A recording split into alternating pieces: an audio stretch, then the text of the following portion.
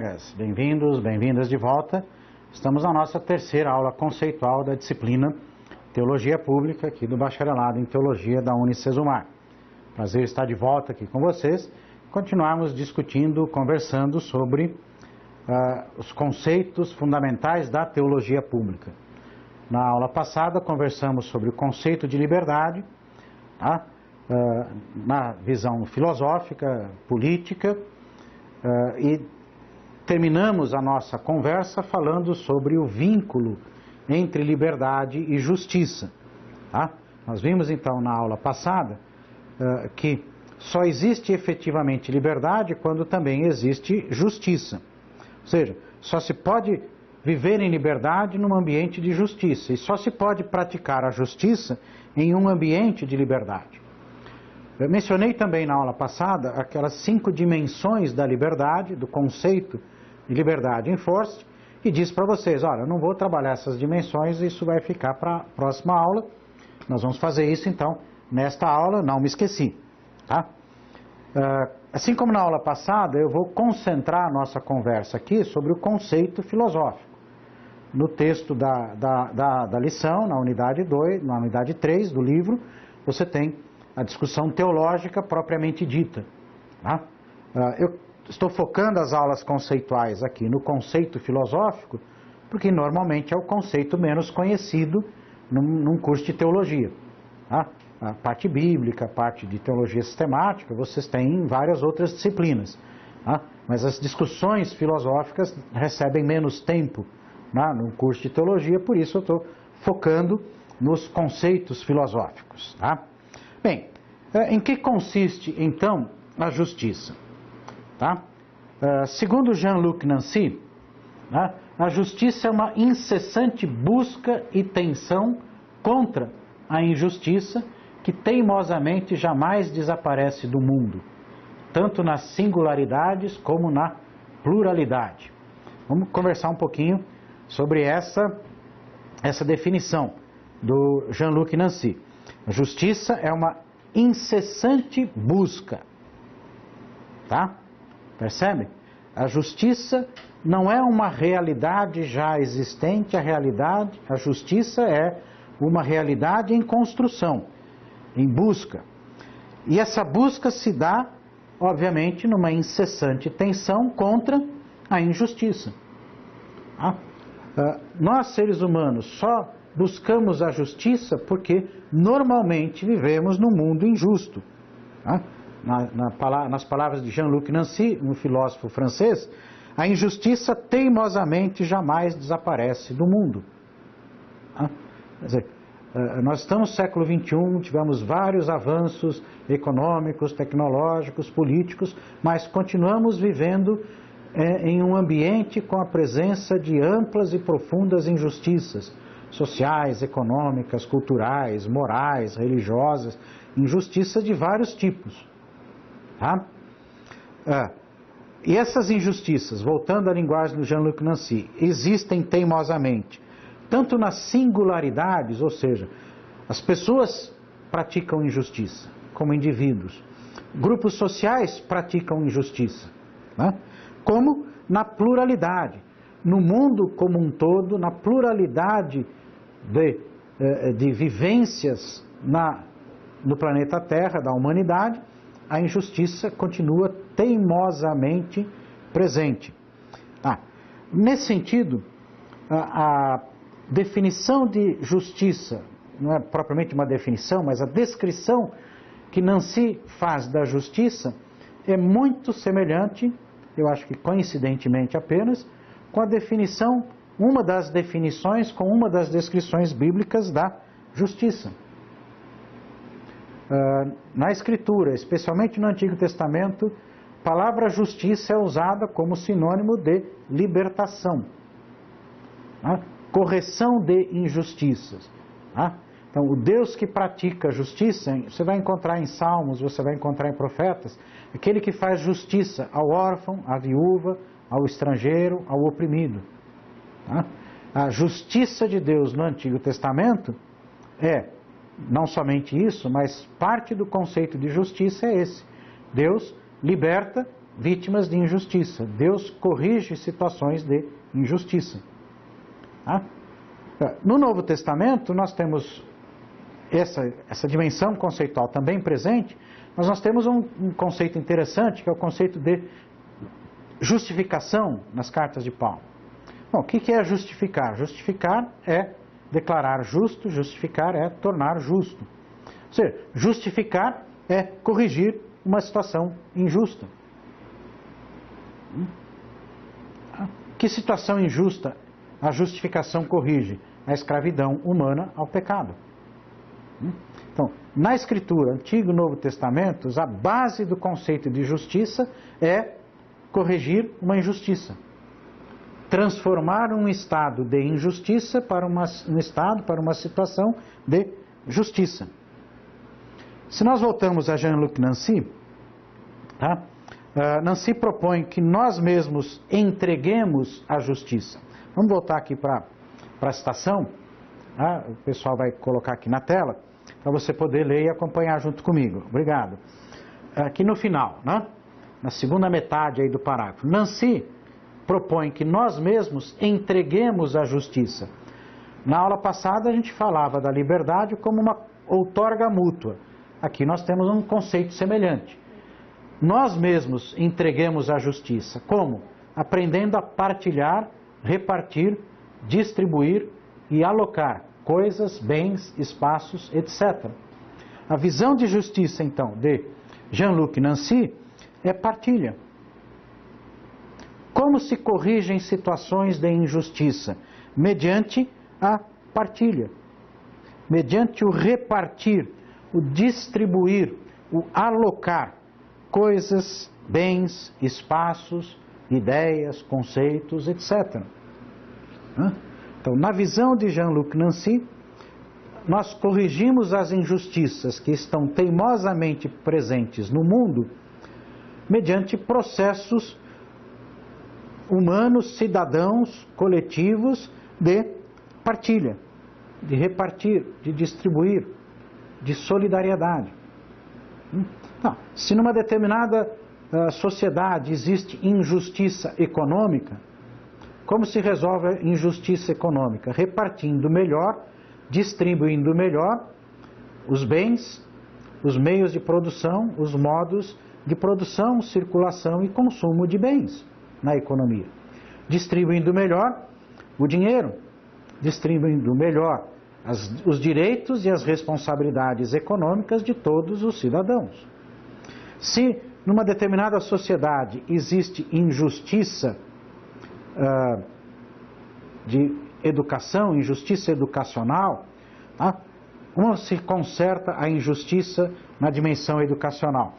Distribuindo melhor o processo educacional, alocando melhor, né? Colocando, disponibilizando melhores formas de educação para todos os cidadãos, cidadãs de uma sociedade, melhorando a qualidade da educação, reduzindo os desníveis.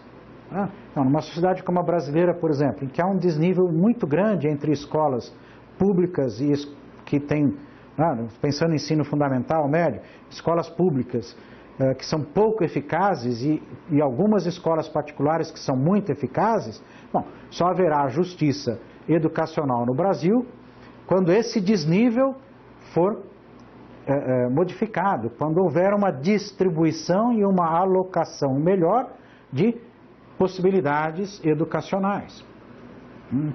Percebe? Estou dando apenas exemplos, né, de que na prática significa pensar a justiça como partilha, como repartir, como distribuir, como uma outorga mútua. Bem, partindo dessa descrição de Jean-Luc Nancy, a gente vê a necessidade de formular um conceito mais amplo. Jean-Luc Nancy escreveu muitos livros sobre justiça. Ele escreveu um pequeno artigo em que ele sugere que justiça é essa repartição, esta partilha, esta outorga mútua. Bem, mas é preciso, para conceituar, você precisa ter mais substância, né? Você precisa ter mais carne nesse esqueleto. Aí a gente volta para um filósofo aí que a gente já conheceu na aula passada, Rainer Forst. Forst escreveu um livro sobre tolerância, etc. Escreveu um livro sobre liberdade e também escreveu obras sobre justiça. Para Forst, o núcleo do sentido de justiça é a oposição fundamental à arbitrariedade. Vejam que é um conceito semelhante ao de Jean-Luc Nancy. Forst também não oferece uma definição positiva de justiça, mas uma definição construtivista de justiça. A justiça não é uma coisa que a gente pega num lugar e põe na sociedade. A justiça é o resultado de uma construção coletiva. Que construção coletiva é essa? É a oposição fundamental à arbitrariedade. E o que é a arbitrariedade? A arbitrariedade é a ação sem justificativa. Uma ação arbitrária é uma ação sem razões legítimas. Por isso que, por exemplo, um torcedor, uma torcedora de time de futebol fica muito brava quando um juiz marca um pênalti que não aconteceu contra o seu time. Isso é arbitrário. Quer dizer, ele não tinha o direito de marcar aquele pênalti, isso está errado. Foi uma ação sem razões justificadas. Bom, se o torcedor do time que sofreu o pênalti vai pensar a mesma coisa. Então lembra, na aula passada a gente estava discutindo algo semelhante. A liberdade inclui sempre a responsabilidade. O que é responsabilidade? É dizer as razões mediante as quais eu estou fazendo alguma coisa. Bem, aí você vai perceber agora o forte vínculo entre justiça e liberdade. Uma ação é injusta quando as razões mediante as quais eu a pratico são injustas, são ilegítimas. Quando as razões não são recíprocas e generalizadas. Em termos da aula passada, lembra? A liberdade é uma outorga, é uma concessão dos cidadãos de modo recíproco e generalizado. Só há justiça quando as razões mediante as quais eu pratico uma ação são recíprocas e generalizadas.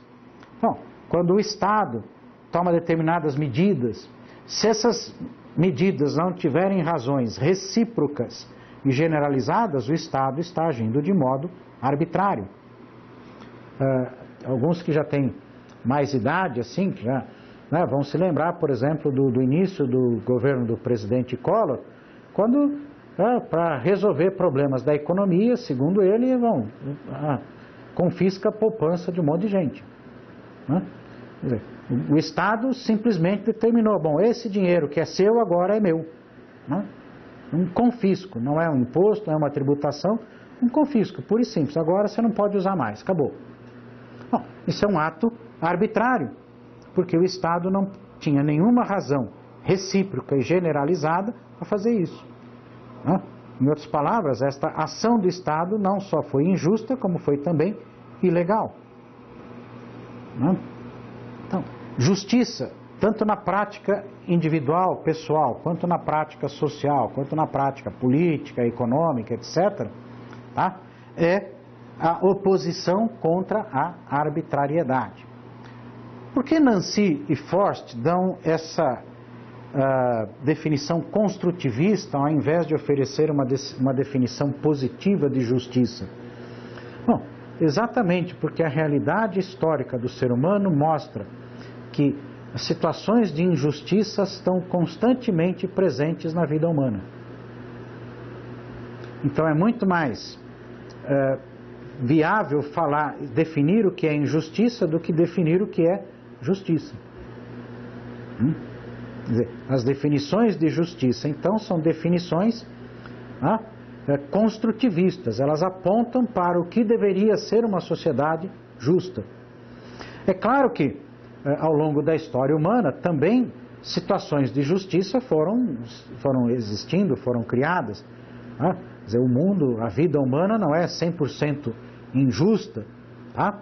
Mas em nenhum lugar do mundo a vida humana também é 100% justa. Bem, então qual é a definição de justiça de Forst? Essa definição construtivista. O impulso fundamental que se posiciona contra a injustiça não é primariamente o de querer ter alguma coisa ou ter mais de alguma coisa, mas o de querer não mais ser oprimido, assediado ou ter os seus próprios clamores e o direito básico à justificação ignorados. Repetir. O impulso fundamental que se posiciona contra a injustiça não é primariamente o de querer ter alguma coisa ou querer ter mais de alguma coisa, mas o de querer não mais ser oprimido, assediado ou ter os seus próprios clamores, suas reivindicações e o direito básico à justificação ignorados. Tá? Então, uma definição construtivista de justiça, como esta de Nancy, agora a de Forst, então, não pode ser resumida a posse. Ou seja, Forst está dizendo aqui claramente para nós que quando se pensa em justiça apenas do ponto de vista econômico, não se está pensando direito em justiça. Quer dizer, a justiça é muito mais do que ter coisas ou ter mais, quer dizer, ter salário ou ter maior salário, ter lucro ou maior lucro. Isso não é buscar justiça, isso não é o impulso fundamental da justiça.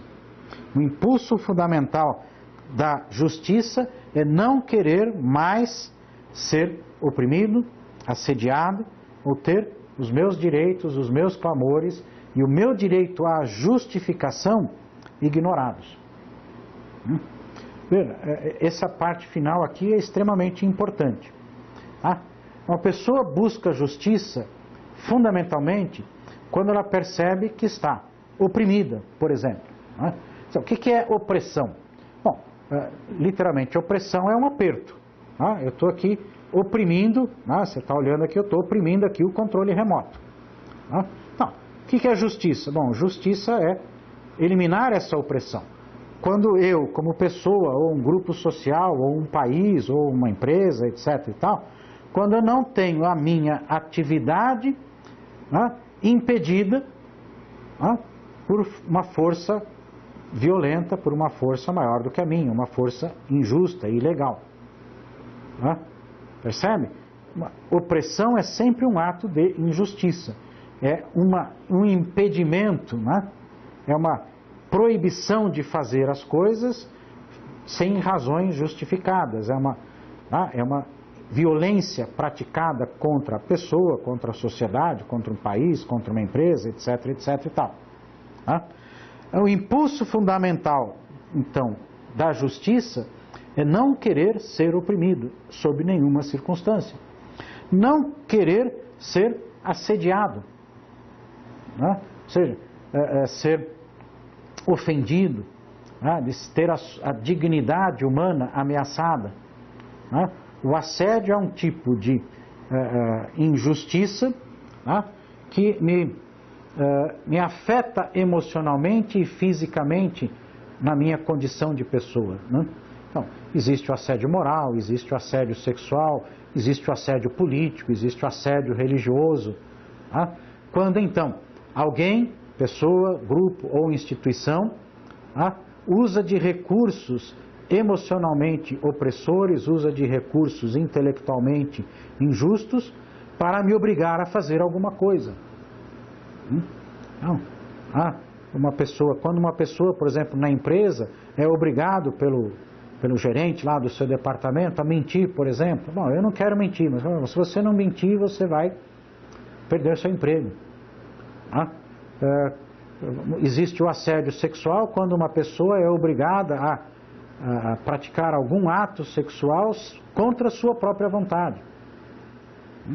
Existe o assédio religioso quando alguém usa da religião para obrigar pessoas a fazerem coisas contrárias aos seus direitos, contrárias aos seus valores.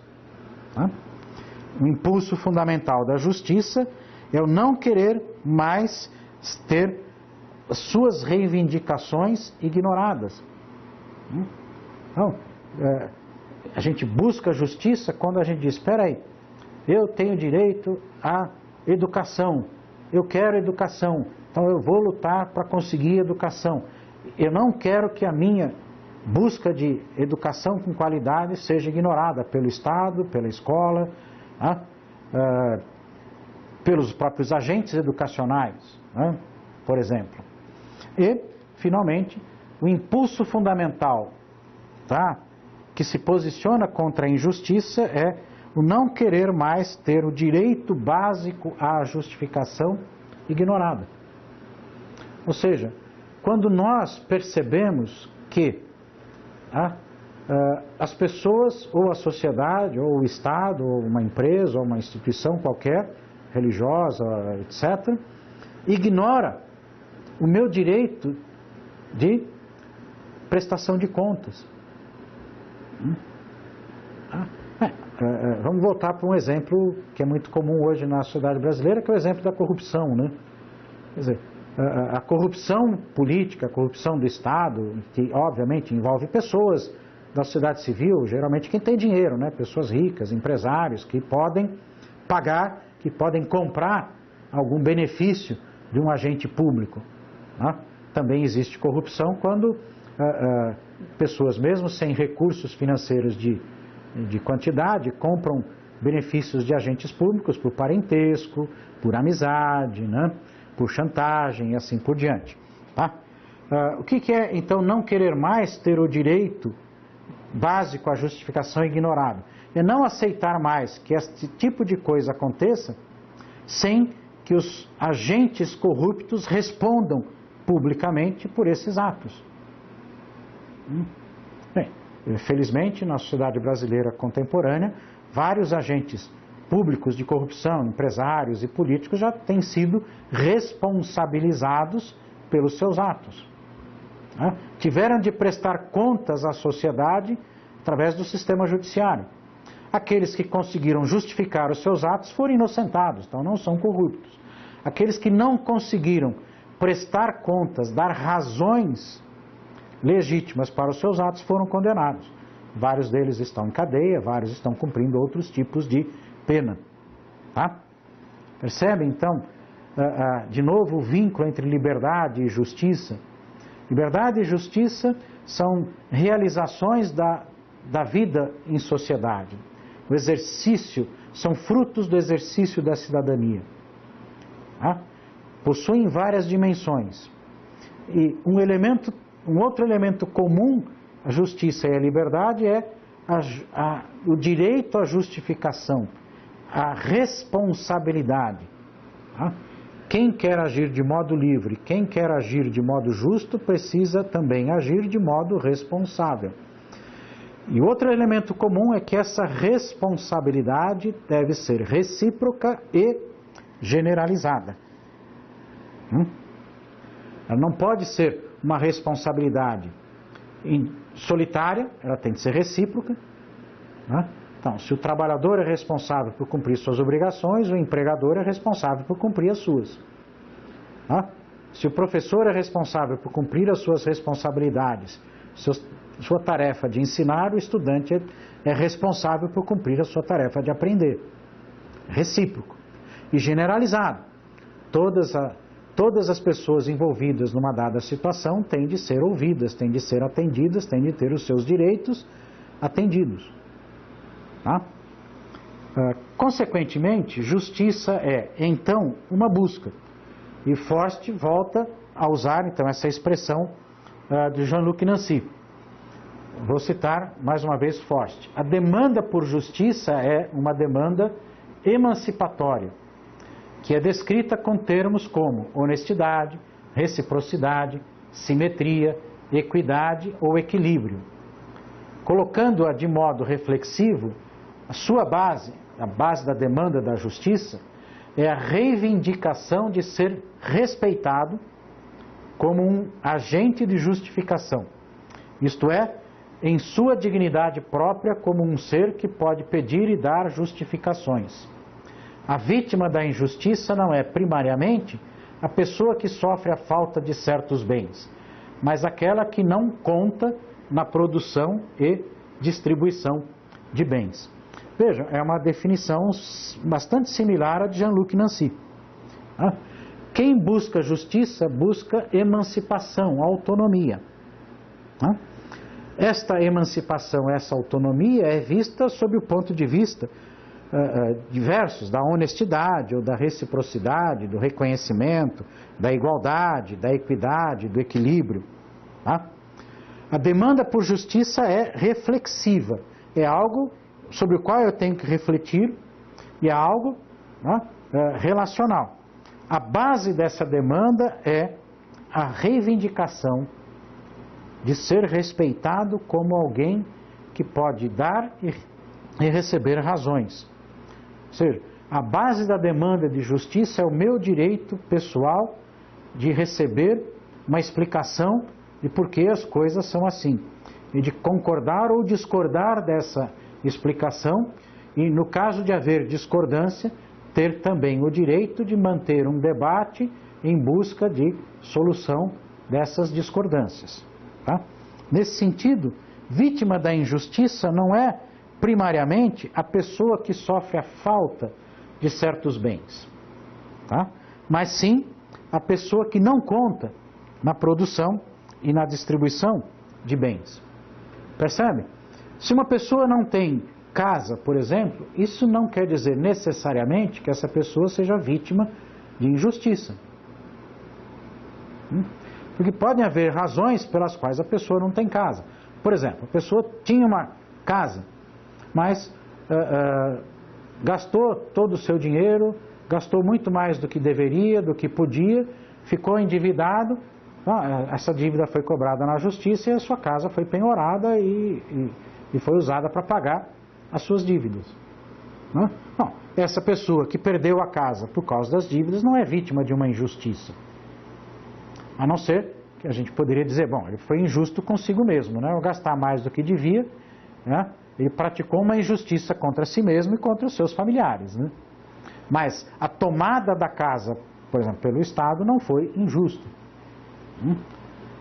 Uma pessoa que não consegue emprego, porque não tem qualificação e não busca qualificação e não se esforça, bom, ela não é vítima da injustiça porque ela não tem emprego.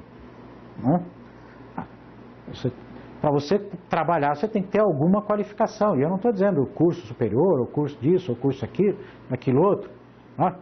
Eu não estudei nada, eu quero trabalhar. Bom, você sabe varrer chão? Você sabe lavar banheiro? Você sabe lavar louça? Você sabe pintar uma parede? Não precisa estudar para aprender para saber fazer uma série de atividades profissionais rentáveis.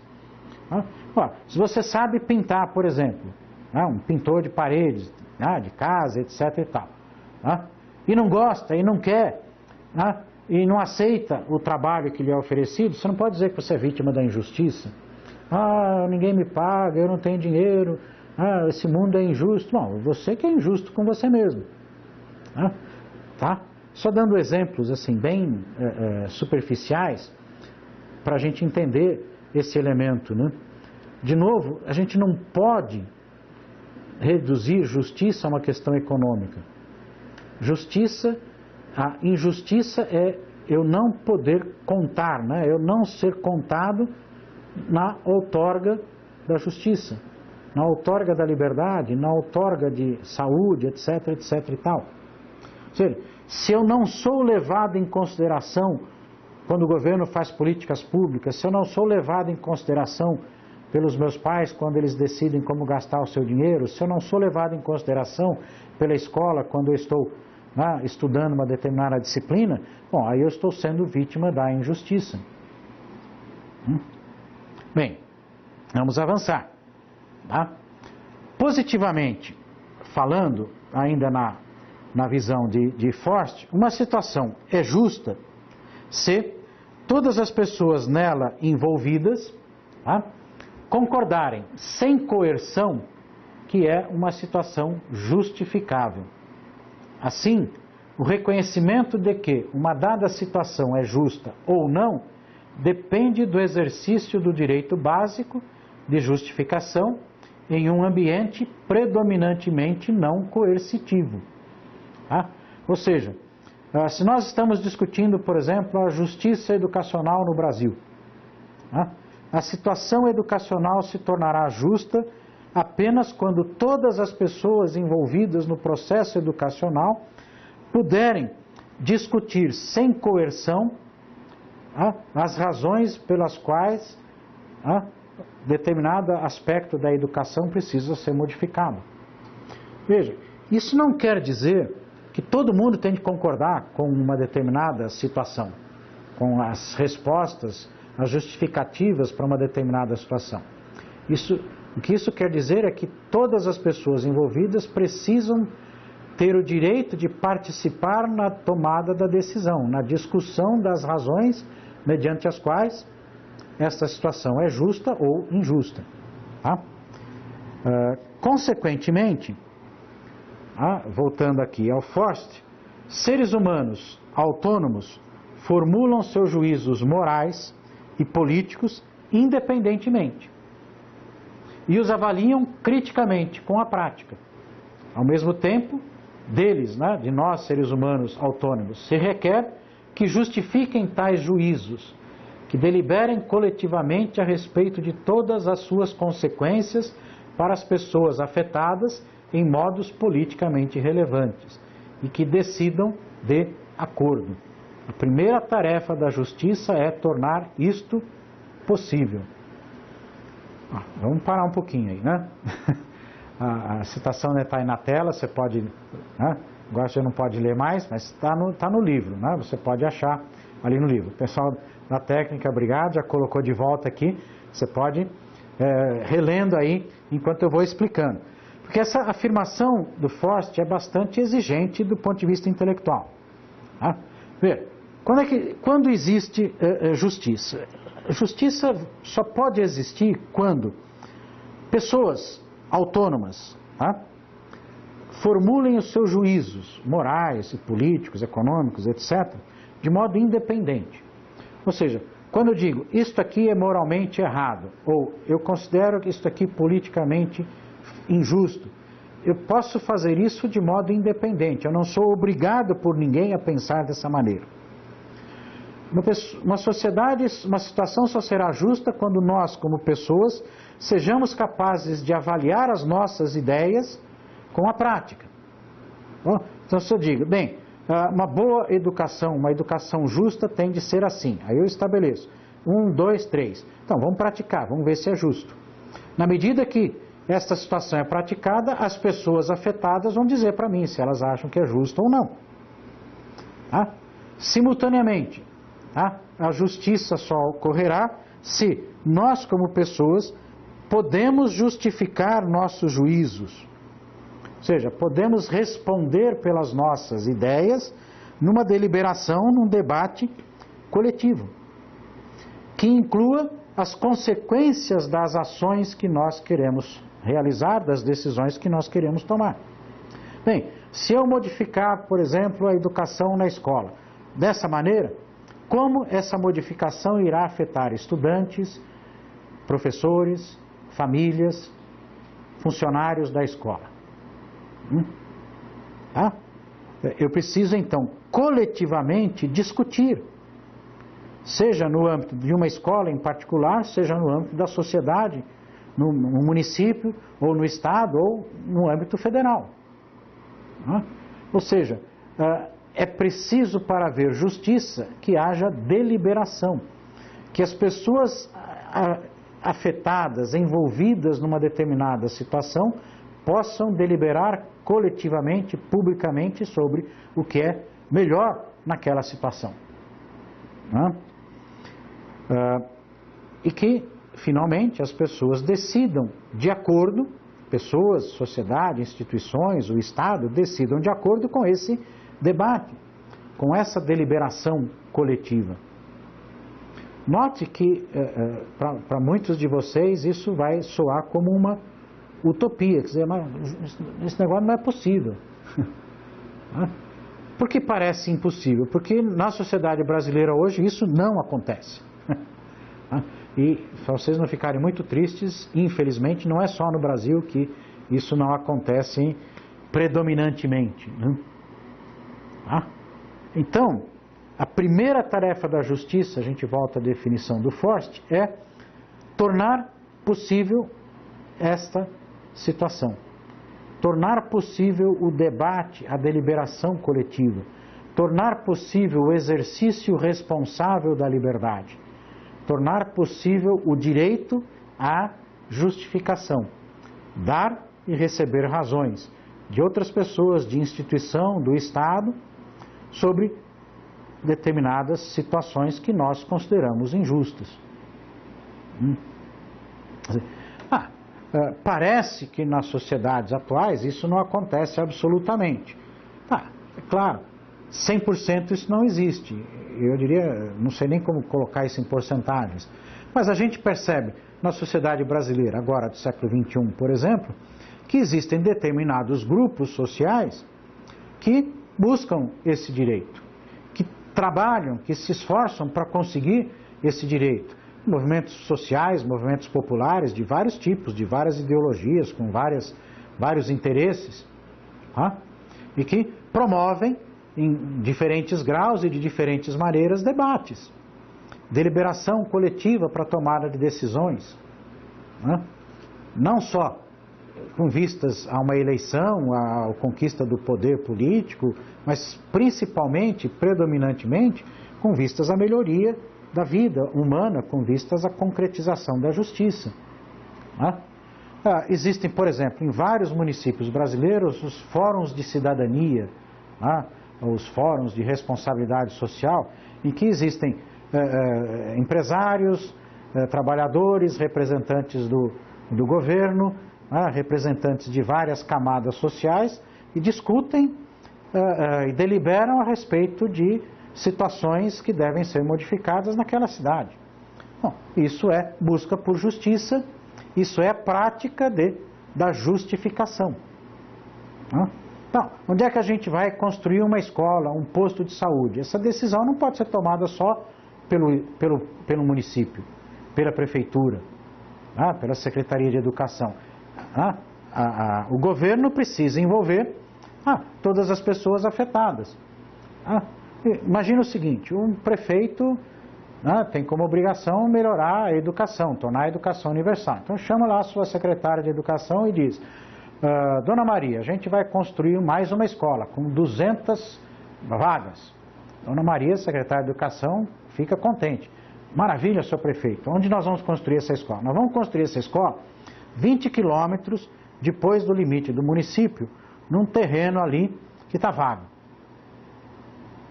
Dona Maria fica assim, faz uma careta. Senhor prefeito, ninguém mora lá. Não tem ônibus. Não tem ruas asfaltadas. Se a gente vai construir uma escola lá, como é que as crianças vão estudar? Como é que os professores vão chegar lá? Como é que a diretora vai chegar, etc. e tal? O prefeito diz: Dona Maria, é importante para o município, é importante para o partido, é importante para a sociedade que seja lá. Dona Maria, mas, senhor prefeito, por que é importante? É importante porque eu estou dizendo que é importante. Dona Maria, a senhora é secretária, eu sou o prefeito. A senhora vai assinar esse decreto criando a instalação da escola pública municipal no lugar tal. Bom, isso é uma decisão arbitrária, injusta. Dona Maria tentou argumentar com o prefeito, mas as razões do prefeito não são legítimas, são razões autoritárias. Bem, se a cidade tem um fórum de cidadania, por exemplo, bom, aí vamos debater. O prefeito, o representante do prefeito, a Dona Maria, secretária de Educação, a representante secretária de Educação, vai lá conversar, tem representantes de empresários, de trabalhadores, de donas de casa, etc, etc e tal. Bom, onde é que é o melhor lugar para ter escola? Bom, vamos chamar, então, as mães, as famílias, os pais. Onde é que tem? Onde falta escola? Bom, aí você tem o pessoal técnico da prefeitura que vai fazer levantamento onde tem, onde não tem escola, vai fazer levantamento onde tem ou não tem habitantes, onde tem ou não tem crianças, né? Vai conversar então com os representantes das sociedades. Olha, então a prioridade agora é construir uma escola no bairro X, porque ali tem muita criança sem escola, né? Percebe o que é deliberação mútua? Bem, eu disse para vocês que queria conversar um pouquinho sobre as dimensões da justiça, que eu não trabalhei na aula passada. Então nós temos aqui, o pessoal da técnica já colocou sem eu pedir, né, as 4 dimensões, esferas ou contextos da justiça no conceito do Forst. A justiça tem uma dimensão ética. O que é a dimensão ética da justiça? A dimensão ética da justiça é quando eu sou capaz de justificar para outras pessoas o meu estilo de vida. Ética, nesse sentido, é pessoal, é individual, é grupal. Tá? A ética de cristãos evangélicos, a ética de budistas, a ética de empresários, a ética de advogados. Quer dizer, ética é definição do que é certo, o que é errado num ambiente individual ou local ou regional. Tá? Então, uma das dimensões da justiça é a dimensão ética. Tá? Se eu sou capaz de justificar publicamente, com razões, para outros grupos, para outras pessoas, que a minha ética é legítima. Tá? Se eu posso dar boas respostas para as minhas ações, para o meu estilo de vida. Tá? Um exemplo bem simples. Se eu gosto, por exemplo, de piercing, se eu gosto de tatuagem, que não é o meu caso, né? Vocês já estão vendo que não tem nada disso. Mas tem gente que gosta de colocar piercing, gosta de colocar tatuagem. Bom, isso é uma decisão ética. Se eu não estou afetando, maltratando ninguém com o meu piercing, com as minhas tatuagens, bom, eu tenho uma boa razão. Eu acho que essas tatuagens representam a minha identidade, que um piercing significa para mim, né, a liberdade de me expressar. Bem, tá bom, né, você não está batendo em ninguém, não está maltratando ninguém, então você tem o direito de ter esse piercing, né, de ter essas tatuagens. Isso é uma decisão ética.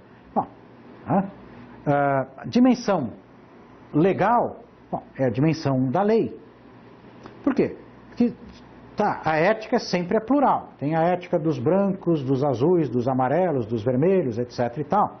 Né? Bem, mas se um determinado grupo na sociedade desenvolve a sua própria ética, esse grupo tem que conviver com outros grupos sociais. E quando não acontece um acordo, quando um ou mais grupos sociais consideram que a identidade, que o estilo de vida de um outro grupo não é ético, bom, aí a gente precisa da lei. Tá?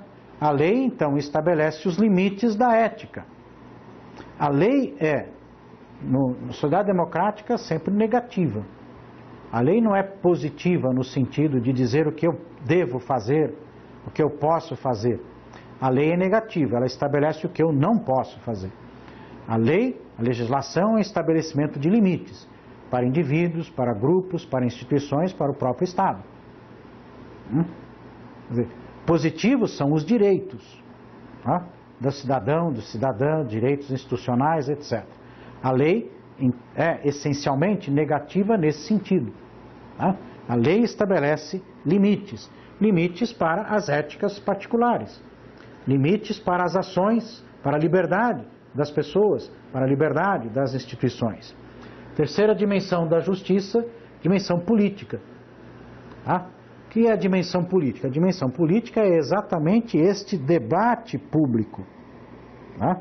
A dimensão política é o exercício da cidadania de tal forma que no debate, na deliberação mútuas, as decisões éticas e as definições legais sejam fruto, tá? Opa, eu passei aqui no que não devia, sejam fruto da deliberação política, do debate público.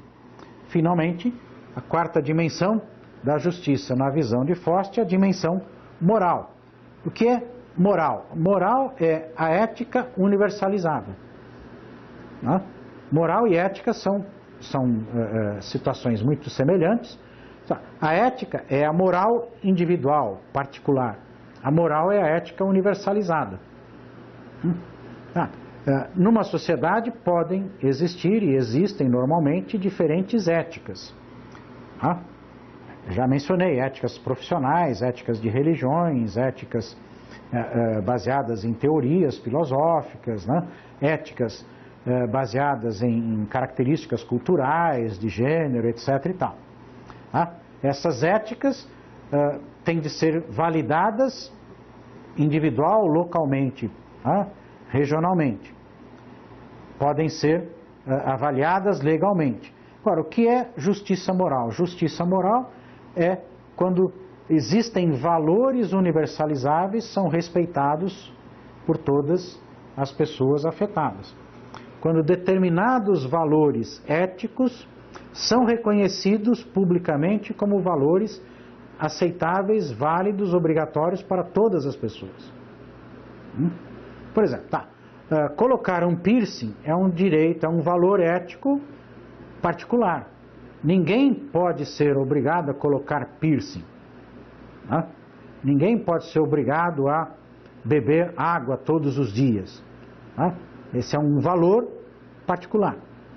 Agora, não matar, não maltratar, não ofender, não agredir uma outra pessoa é um valor universal. Pode ser cristão, pode ser budista, pode ser ateu, pode ser de esquerda, de centro, de direita. O valor não matarás, não ameaçarás o próximo, você não vai maltratar a vida do outro. Bom, esse é um valor universal. Quer dizer, valores são universalizáveis na medida em que as sociedades humanas vão se desenvolvendo, debatendo, discutindo e chegando a acordos sobre o que é universalizável e o que é particular. Por exemplo, a Declaração Universal dos Direitos Humanos é uma forma de universalização ética. É uma declaração moral. Então, esses direitos são considerados direitos universais, válidos para todas as pessoas, em todos os lugares, em qualquer época. Esse é um exemplo. Nenhuma ética particular, portanto, pode ser considerada universal. Por melhor que seja. Só se torna uma moral universal elementos éticos que sejam aceitos publicamente pelas pessoas em geral, pelas sociedades em geral. Então, essas são as 4 dimensões da justiça. Nós vamos lutar pelo direito de viver eticamente, de modo recíproco e generalizado.